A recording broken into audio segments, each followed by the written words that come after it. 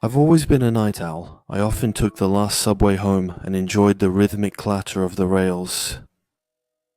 But what happened to me last night really makes me not want to take the subway again. It was an ordinary Thursday night. I had worked late that day on a project that had been giving me nightmares for several weeks when I left my office.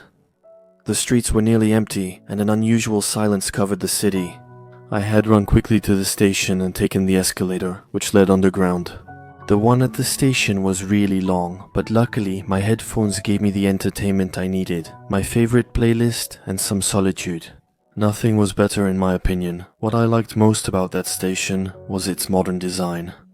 It's not strange that the last subway of the day is almost empty, especially on weekdays, because most people at that time are already at home. During the day, the platform was crowded with people waiting for their subway. There, on the other hand, I was completely alone. It wasn't the first time, but I felt that something was different. This time, the tunnels started to whistle, indicating that the last subway of the day was about to arrive. It arrived at its usual speed, and the doors opened slowly. In front of me, I boarded this familiar and completely empty train, sat down in a seat, happy once again to find myself entirely alone. When the subway started moving, I rested my head against the window and watched the little lights passing by in the long tunnel. It was soothing and nearly hypnotic. I must have dozed off for a moment, lulled by the train's gentle movement. When I woke up, the train was still moving, but something was wrong. I looked at the digital screen above the door and it read, "Next station." Only, there was nothing written after that. Normally this screen always displayed the next stop, then the final destination of the line, but this time there was nothing. Looking at my watch, I saw that it was 1:45, which didn't make sense, because I should have arrived at my stop 10 minutes earlier. I straightened up and shook my head to try to shake off my fatigue. The subway moved through the tunnels without slowing down.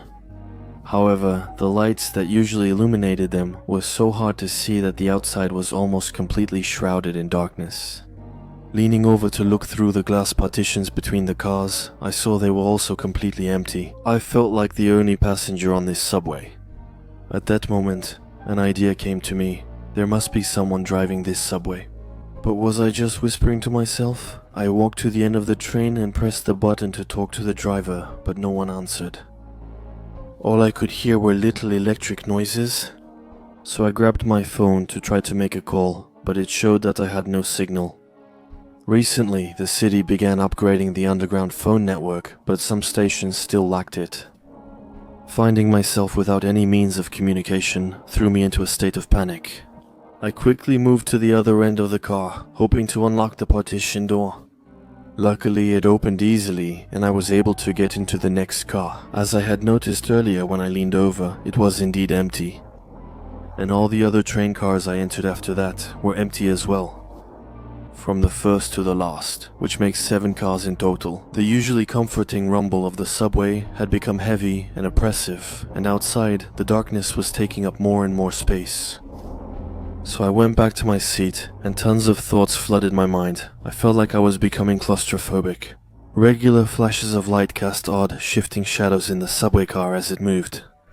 My pulse sped up and my breathing started to become erratic. The realization that I might be left to myself on an endless journey hit me hard. Minutes and maybe even hours had passed. However, every time I looked at my watch, it kept showing me the same time, 1:45. Time seemed to stand still. There was no meaning in this tunnel. I tried to occupy my mind by counting the number of seats in the train car. By reading everything I could read, studying the map of the line and trying to find a signal. But the monotony of the ride and the environment, which also seemed frozen in time, made me completely lose my mind. I did my best to find a rational explanation for everything happening. Maybe there was a technical problem and the driver had to turn back, or my watch was off, but thinking about it, none of it made sense. Because if that were the case, he would have definitely stopped at the first station he found. And then, why was there no announcement? Why did time seem to stand still?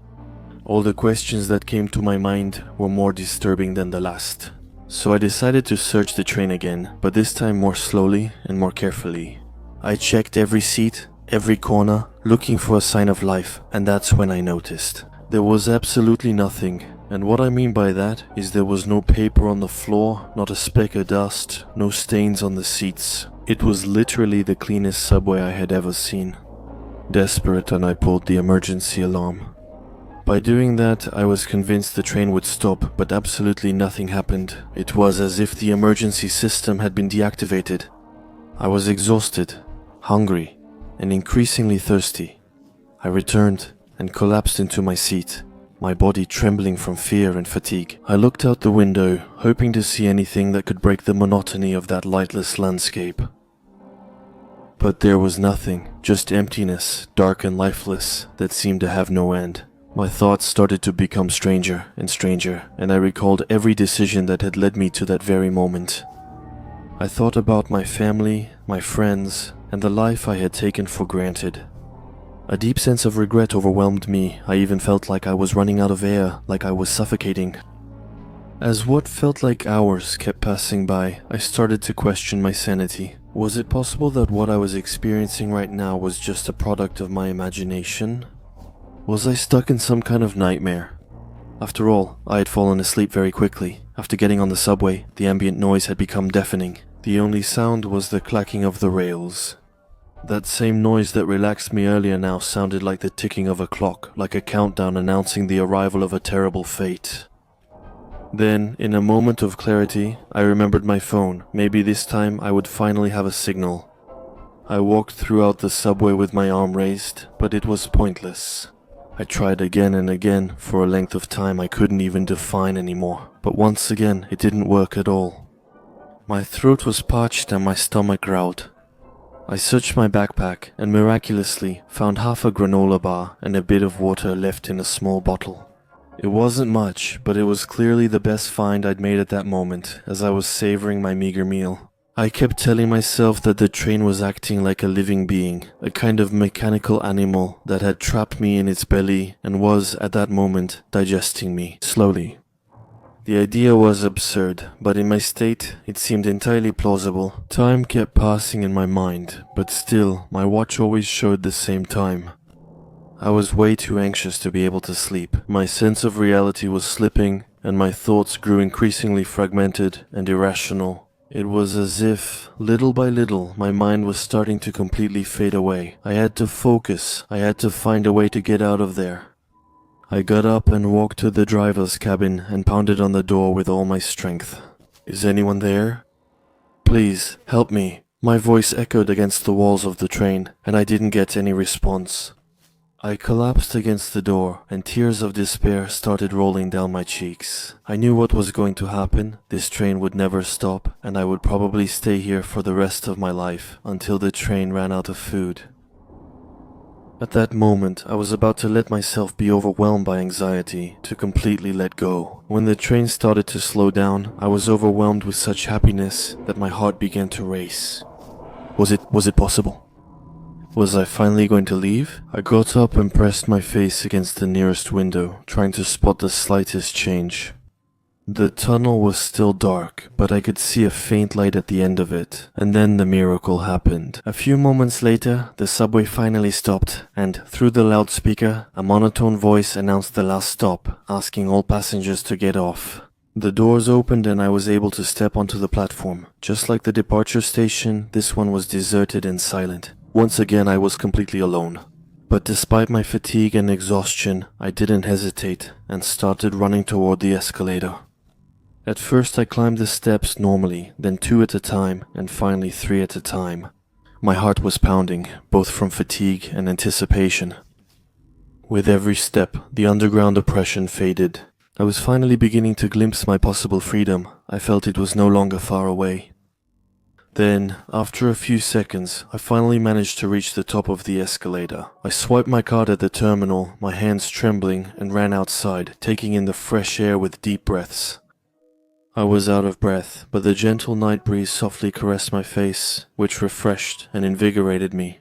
I took a moment to calm myself and took the opportunity to look around me. Even though the street was quiet, I could still see cars and other pedestrians. My legs still trembling, I started heading toward my apartment. Looking at my watch, I saw that it was 1:46. When I got home, my hands shook so much I struggled to unlock the door. I didn't even have the strength to make it to my bed and just collapsed on the couch. Now I think I'll never take the subway again. I'll rather use buses, taxis, or just walk. Today, my friends and colleagues pointed out my change in behavior, but I couldn't explain to them why. How could I have? I myself had trouble believing what had happened to me. That's actually why I'm telling you this story. Here, I have no one else to talk to about it, and I don't expect anyone to believe me. But I hope that my experience can help some of you. And if you ever get the idea to take the subway late at night, it's possible that you too might end up on the subway that leads nowhere, and never get out again.